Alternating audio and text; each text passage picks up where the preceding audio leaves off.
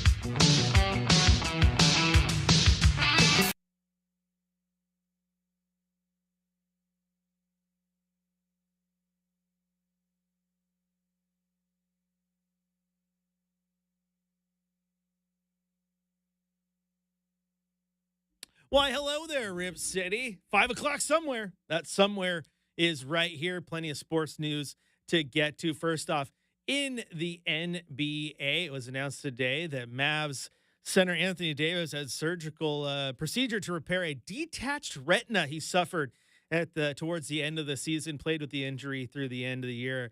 Took a couple shots to the head, didn't do any more damage. I said earlier, detached retina. That is just an injury that sounds awful.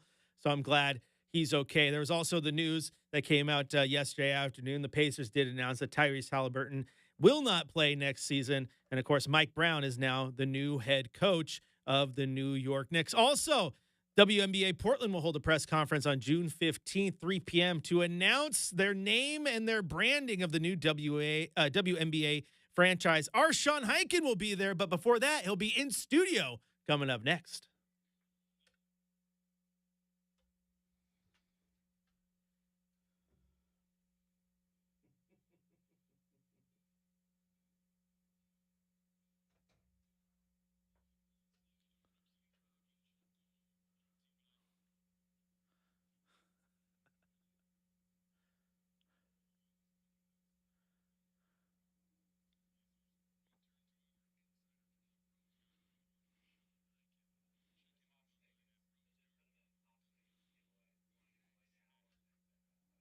Got you. Thank you.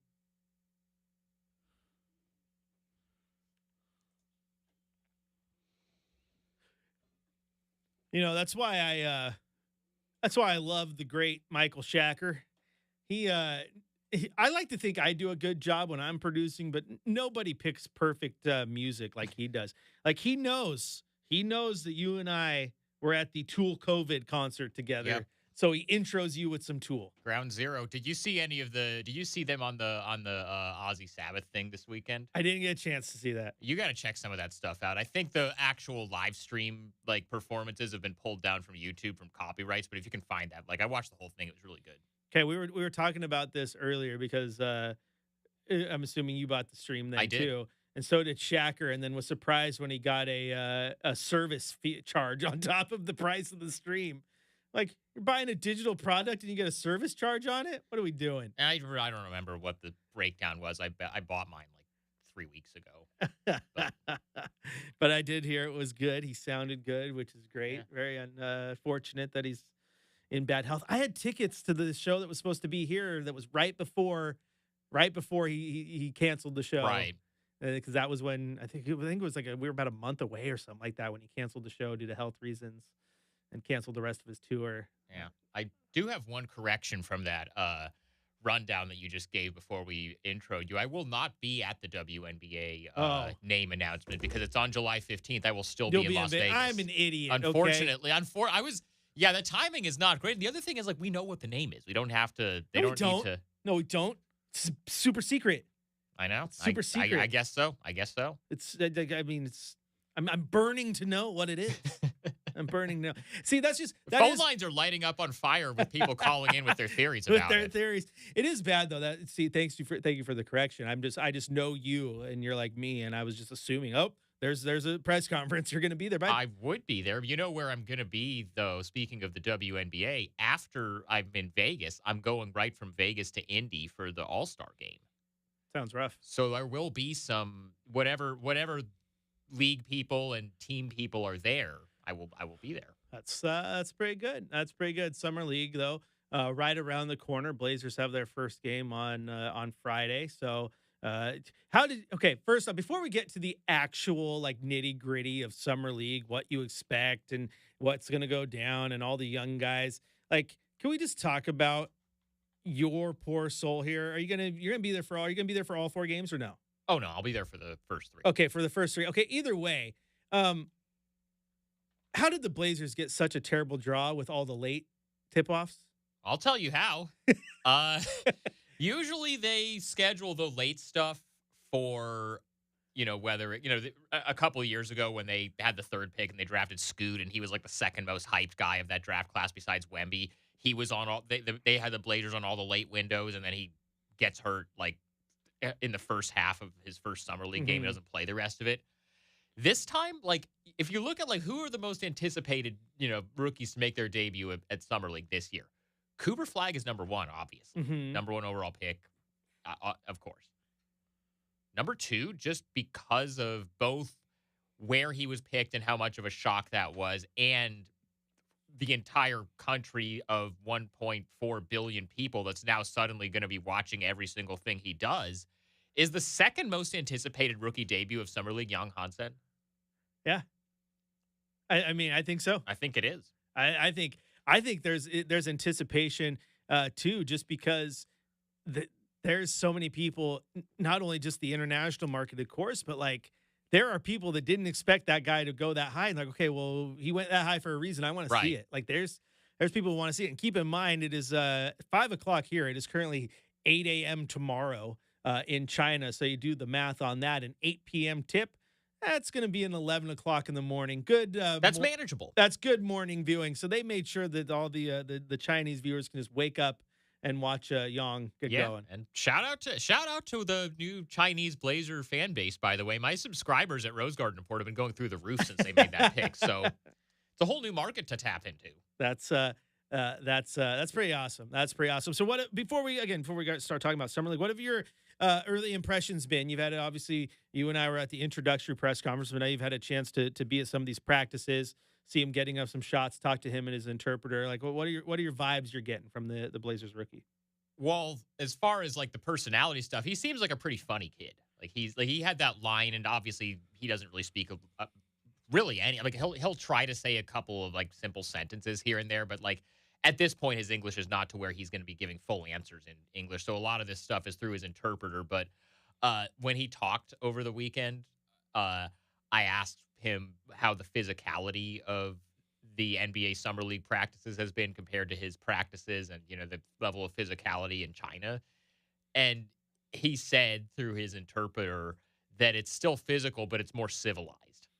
So that one kind of went viral. And then the other one was that he said that he likes passing because if you get an assist, you get a stat, and then your opponent gets 2 points. Or your teammate gets 2 points, but if he tries to throw a highlight pass every time, Chauncey's going to cuss him out.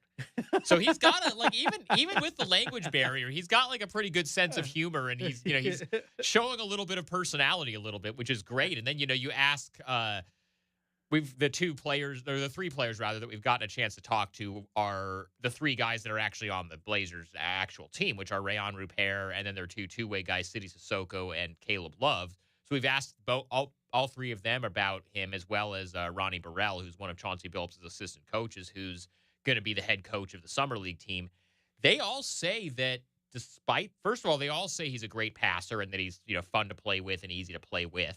But they all say also that despite the language barrier, it hasn't been hard for him to pick stuff up, and it hasn't been hard for him to integrate into what the team is doing and understanding what the game plans are. And Sidi Sissoko said yesterday that he has his translator there with him during practices, but he doesn't really need it when it comes to on-court stuff, because I think just based on like having played basketball in not just in China, but like in all these different international tournaments and at the combine and stuff, I think he knows enough basketball terminology in English that a coach can say, hey, we're running this. Mm-hmm. And he knows enough of what's being said that he'll be able to kind of figure it out, even with not really knowing that much English yet. So I think this is as rough as it's probably ever going to be on that front. And I think, his English is only going to get better as he's in America for longer and he gets more acclimated to the culture and the language and all that kind of stuff. But so far, the feedback, we obviously as media, we don't get to watch the full practices, so I can't speak firsthand to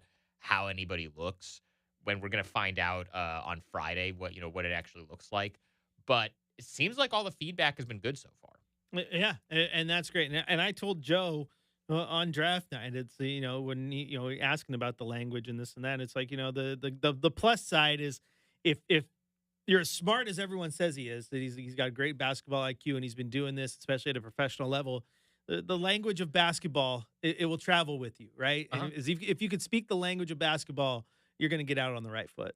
Yeah, and Chauncey Billups said something to that effect at Hansen's introductory press conference. He said that it's going to be a little bit of an adjustment for him to coach with a translator. He said he's going to try to learn a few play calls in Chinese too, just to bridge the gap a little bit. But Chauncey had the line that said the language of basketball is universal. So Fairness, maybe the whole team should learn call outs in Chinese not a because bad then idea. then the opposition doesn't know where you're setting your pick if you're saying it in Chinese. They haven't done the research yet. It's true. I mean, you know that meme of like Adam Silver and it says "Get ready to learn Chinese, buddy." That's literally the Blazers' entire organization now. Have you picked up any yet? I know I you were talking about downloaded. apps to. I got the app. I got the Duolingo. I haven't actually started doing. I'm hoping to have a couple simple things figured out by the time I get down to Vegas, so that when we have him in practice, I can maybe just like introduce myself to him in Chinese or There, something like that. there you go. There you go. I remember. I thought it was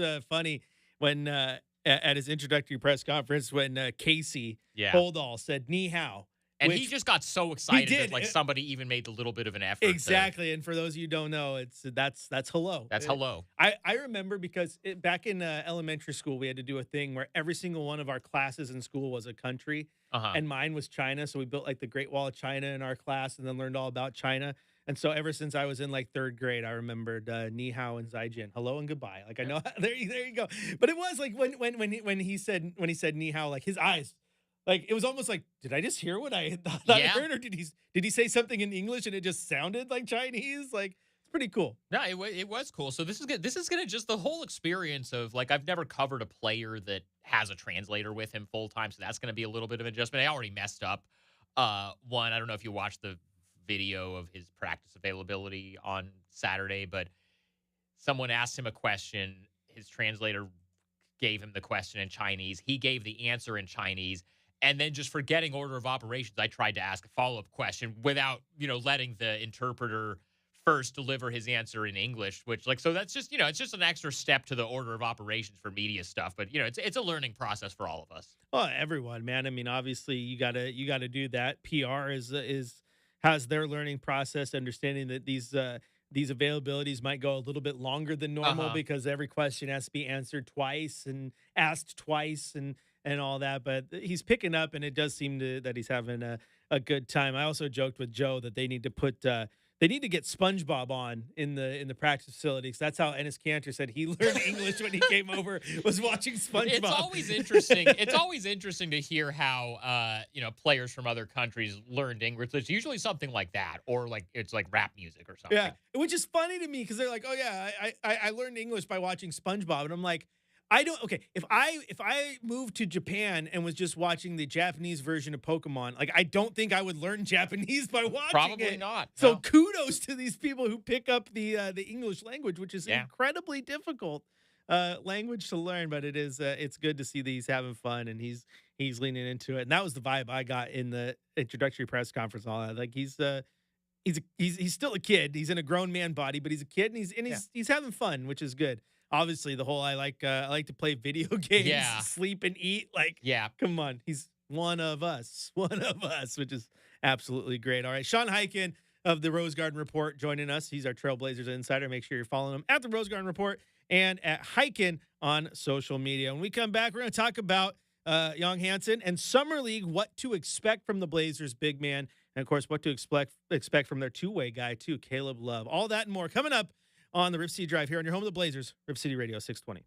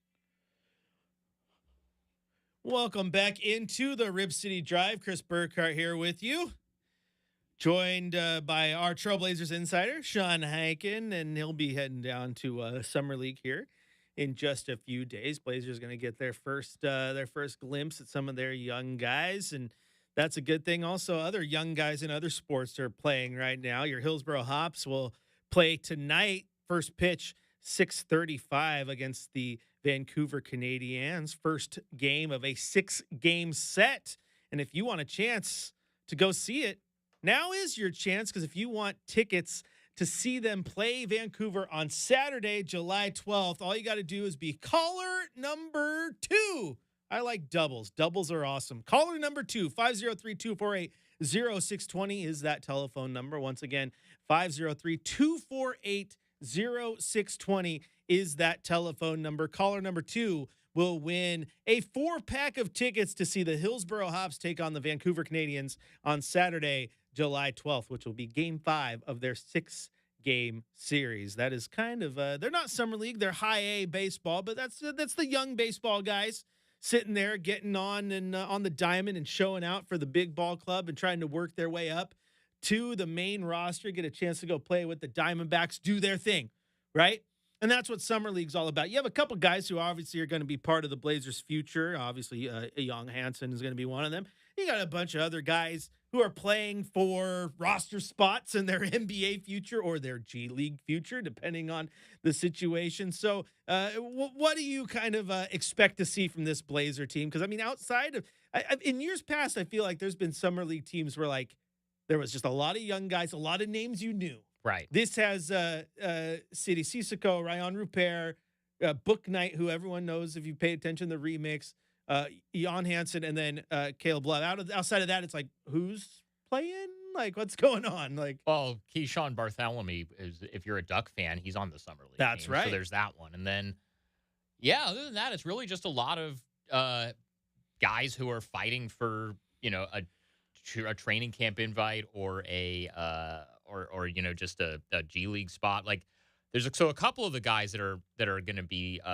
there's Sean Padula, who's a guard who there's been like TJ McConnell comparisons made to him, and then there's Andrew Carr, a former big man from Kentucky. Those two, the Blazers have already agreed to Exhibit 10 deals with, which means that they're going to be in training camp as like extra camp bodies with the Blazers in the fall, and then they're going to be on the remix. So those two guys are, we know that they're going to be with the remix. And then the thing that's interesting is, and I'm sure we're going to talk about this later, like the Blazers do have to fill one more actual roster spot because they have 13 players under contract, and legally you have to have 14 by the opening night of the season. And these guys usually like to carry 14 instead of 15 just to have the flexibility. But they also have an open two-way spot still. Like you're allowed 3. They have 2 signed, City Sissoko and Caleb Love, who they signed to a two-way right after the draft when he went undrafted. So they have one more open two-way spot.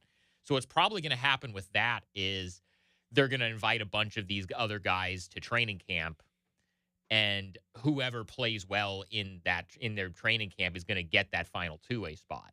And so that's when you start to keep an eye on, like, some of these guys, once you get past the guys that are actually on the team, if one of those guys looks really good at Summer League, then, you could say, hey, maybe that's somebody that, has a little bit of a chance to get, stay with the Blazers on that last two-way spot. So that's just something else to keep an eye on. Yeah, absolutely. That's very good insight. And two-way spots, and the fact that they have a G League team that they have to fill out. I'm sure you saw this, but the remix did pick up 3 guys in the international draft today. I didn't see this. You actually have me beat I on this. got you beat. You want to give me the names? Yeah, the Rib City Remix have acquired the player rights to forward Carlin Davidson. Okay.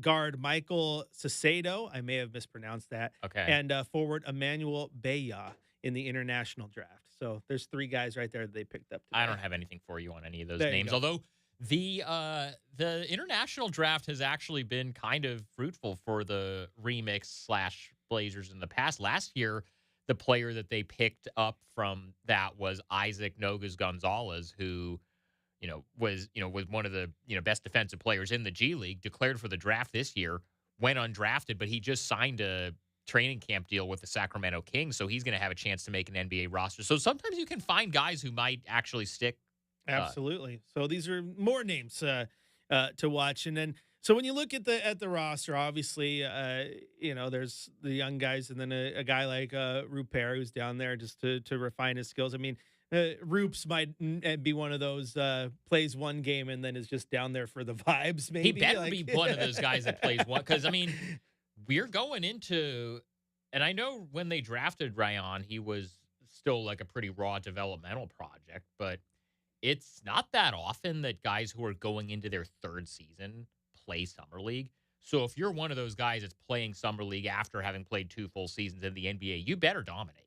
Yeah. And with him, he's got one more year left on his contract, so he's got to show something this year. And I know he's somebody that the Blazers really like long term. They believe in him. They are happy with the work he's done behind the scenes, and he's played well when he's been with the remix and got an extended run. But they're going to have to make a decision next summer on whether to bring him back because his contract's going to be up, and so he's going to have to do enough this year to show that. So Yeah. it's going to be a big summer league for him. Yeah, he's an interesting one because last year he had a couple flashes towards the end of the year where you saw some things click, but he still plays like a guy that's raw, Yeah. and there's a lot to learn. That's where like Chris Murray, who I really like, is more refined in his skill set, but also feels like he's much closer to his finished product than Right. Ryan is.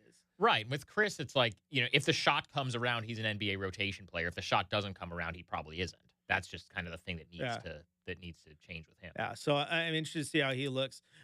Also, before we get to the big topic with which is Young Hansen, Caleb Love Mhm. is super intriguing to me, and I kind of want to put this buffer on Blazer fans because I feel like you look at this roster and then you look at how he plays and how Summer League historically plays. He feels like the type of guy who could have a very, very good Summer League. Doesn't mean that translates to anything else down the line, but he might be one of the better looking players in Las Vegas. Somebody's got to score on this team, and that's Yeah. what he did in college at Arizona. He was one of the best. I think he averaged 18 points a game last year for Arizona, and the Wildcats made it to the Big 12 championship game, and they made it into did they make the Sweet 16 or the Elite 8? I can't remember. They made it pretty, decently far in the tournament. And that's the thing he does. And there's really nobody else on this Summer League roster that can do that. I also think having a point guard that is like a known commodity like that, at least at the college level, is going to benefit Young Hansen because it is so hard for bigs to look good at Summer League without gosh. competent guards around them. Yes. Like, I'm amazed that Donovan Clingan looked as good as he did at Summer League last year without, like Scoot didn't play Summer League. They didn't really have, I guess Bryce McGowan's was on the Summer League team. And so he, that's a, fringe NBA level point guard, was on a two-way last year with the Blazers. So like having a guard like that can actually run the offense is going to help so much for especially a big that's as raw as I think Hansen probably is. So, that I think is going to be one benefit of it. But I'm very curious to see what the actual team looks like. Yeah, absolutely. And I did a kind of deep dive on this yesterday because one thing I think people need to understand is just the Summer League game itself.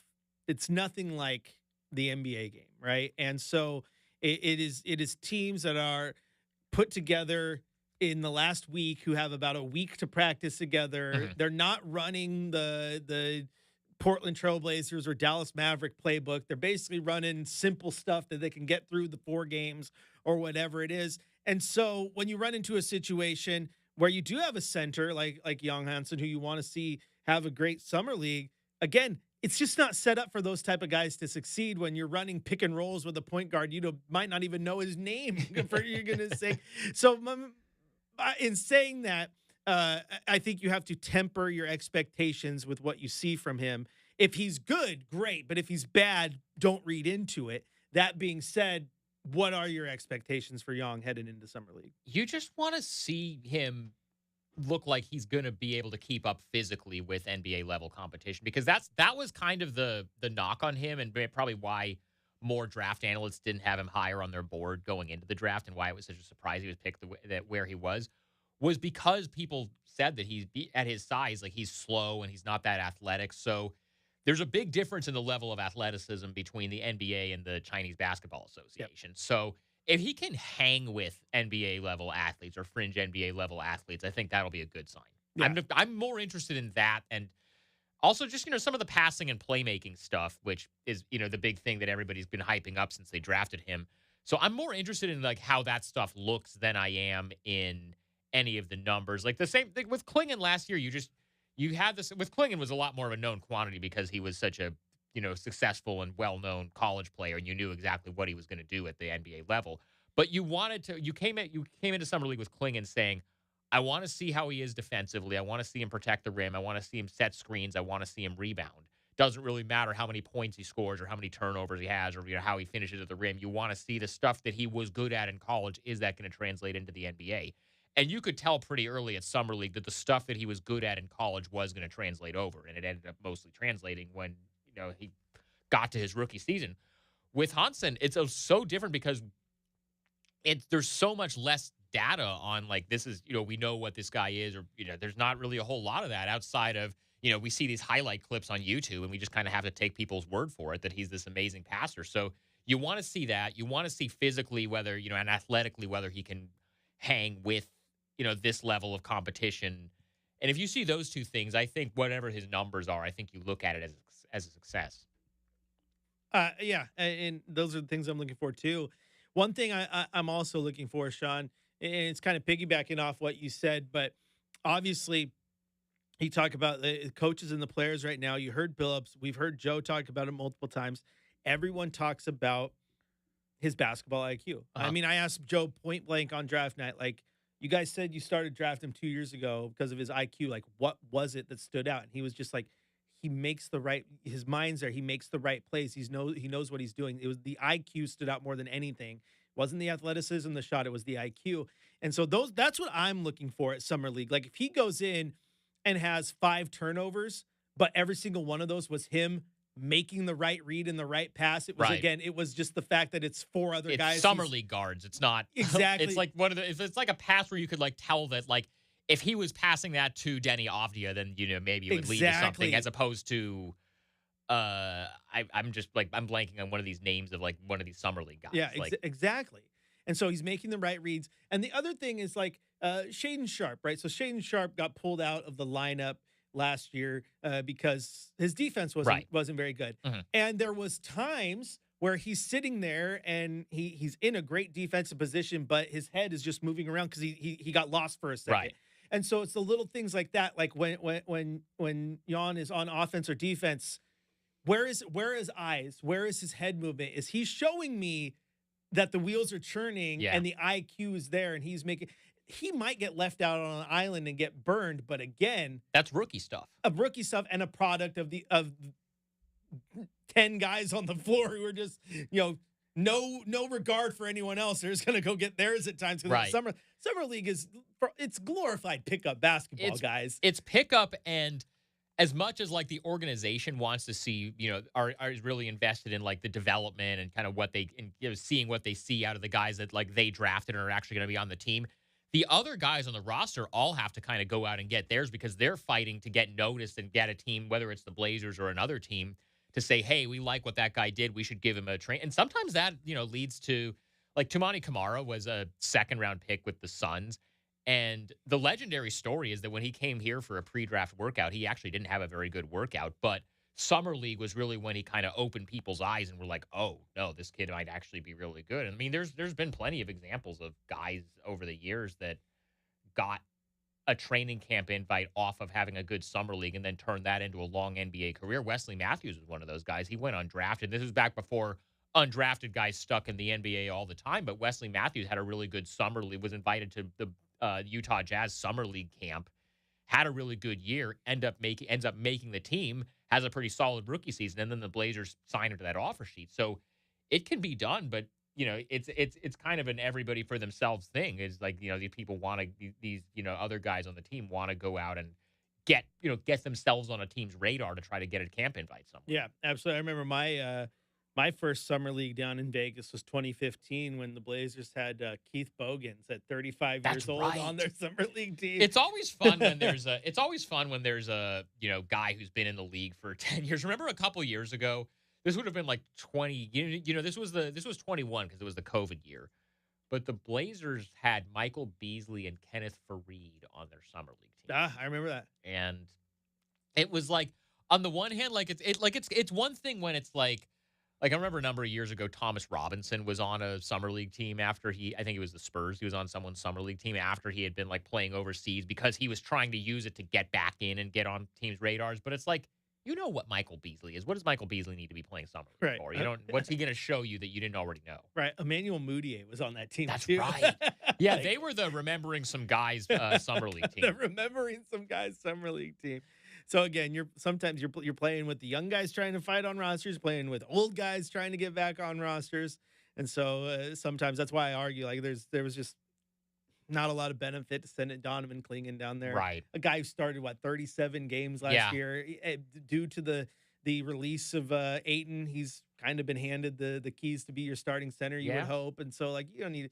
How many other teams are sending their starting center down to summer league? Well, You it know, depends. I mean, I don't know. Walker Kessler played that summer league last year, going into his third season. So, I mean, some teams do. I think so. This is also the Utah Jazz right, we're talking no, about. I know. Like, the Jazz's summer league team is basically their actual team because they've like either traded away or bought out or whatever all of their veterans except for Lowry Markkinen. But my understanding with the Clingan thing, because I've asked people in the organization about this, a few weeks ago before they announced the summer league roster, I asked whether Clingan was going to play. And what I kind of heard was if he had gone to them and like banged his fist on the table and said, I really want to play summer league, they wouldn't have told him no. They wouldn't have stood in his way. But their stance was that he doesn't need it. He did enough in his rookie season to have quote unquote graduated from summer league, and it's not worth the injury risk. yeah, absolutely.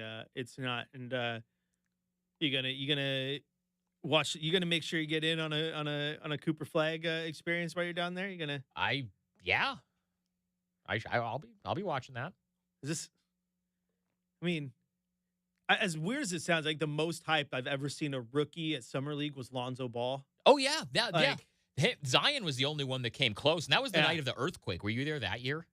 I might have been. Like I don't know if I Because the Zion's debut with the Pelicans, that game had to get called early because there was an earthquake in Las Vegas. And then that night, That's like an right. hour after the earthquake, was when the Kawhi Leonard, Paul George stuff happened with the Clippers. That was one of the most insane nights of summer league. That's crazy. That's right.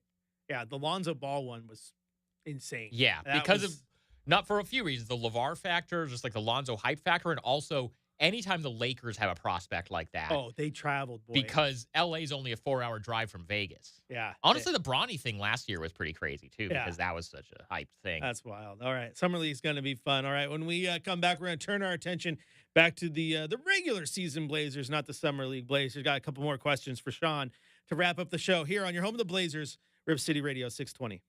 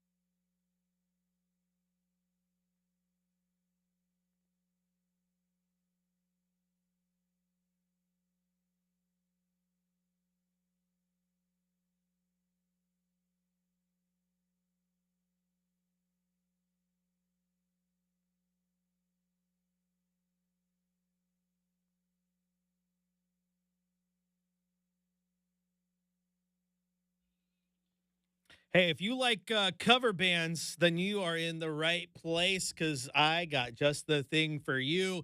Hairfest is going on out in Canby in just a few weeks, July 17th through the 19th. And if you want a pair of tickets for opening night, Thursday, July 7th, where you can see bands like Shoot to Thrill, AC/DC cover band, you can see a Hall & Oates cover band, have some fun, some good drinks, some good vibes.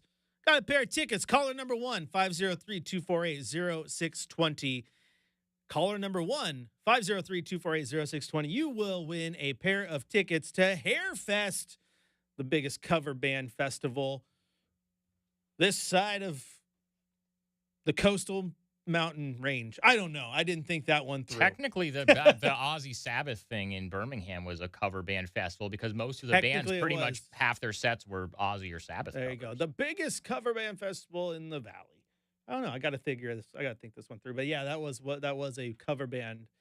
Absolute. Yeah. Everyone having everything. But once again, call number 1-503-248-0620. Win a pair of tickets to Hairfest July 17th. Now, yeah, that Aussie stuff. That was pretty awesome, man. All the bands who showed out, like the Steven Tyler sounded great. He Doing sounded some unbelievable. Led Zeppelin.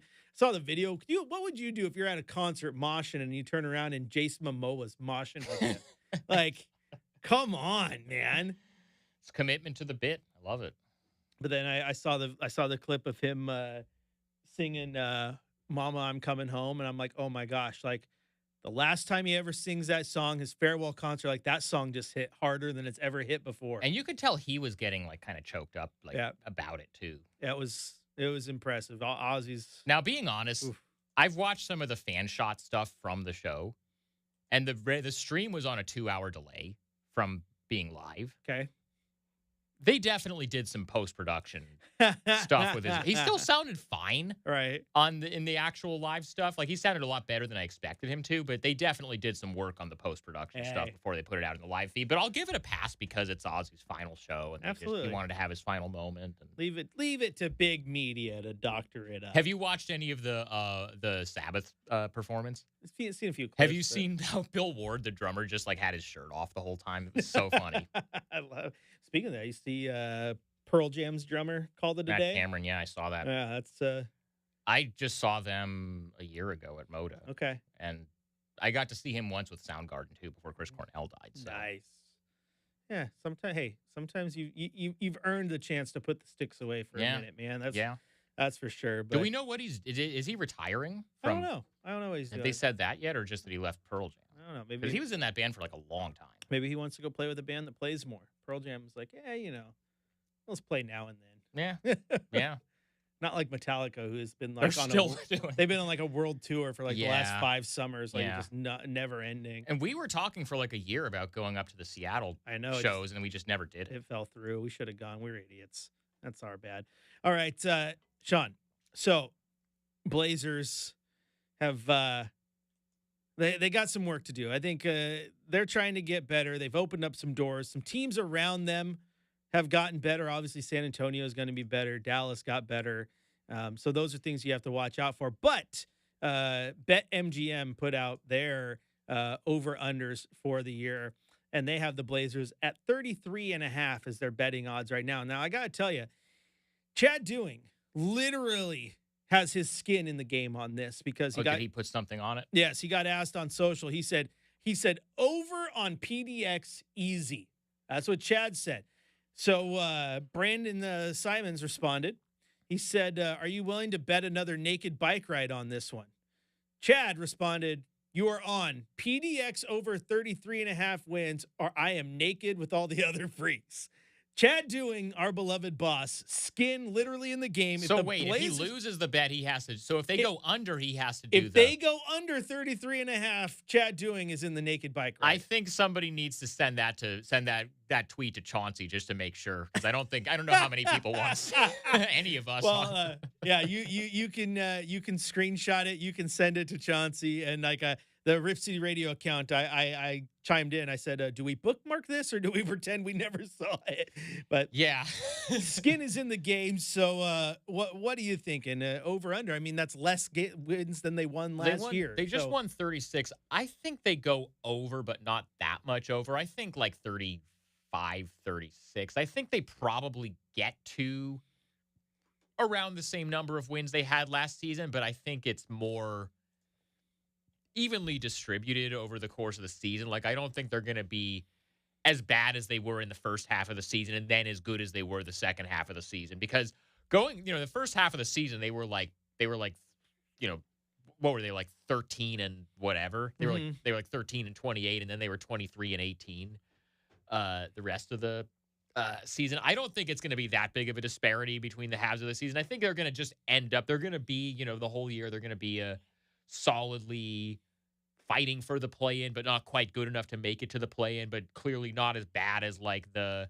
Utah, New Orleans, like the teams that are really going to be bad. Like, I think they're going to probably end up around where they were last year, but just not as much of a second half surge that's driving a lot of those wins. Yeah, and the crazy part is too is if you look at the Western Conference alone, like there's only two teams really that got like objectively worse, right? And that's Utah and Phoenix. Yeah. Like New Orleans, meh, like but they were injury riddled last year. Right, but they also, that organization, like I'm never going to, bank on that organization having things go right for them. I don't know about Sacramento.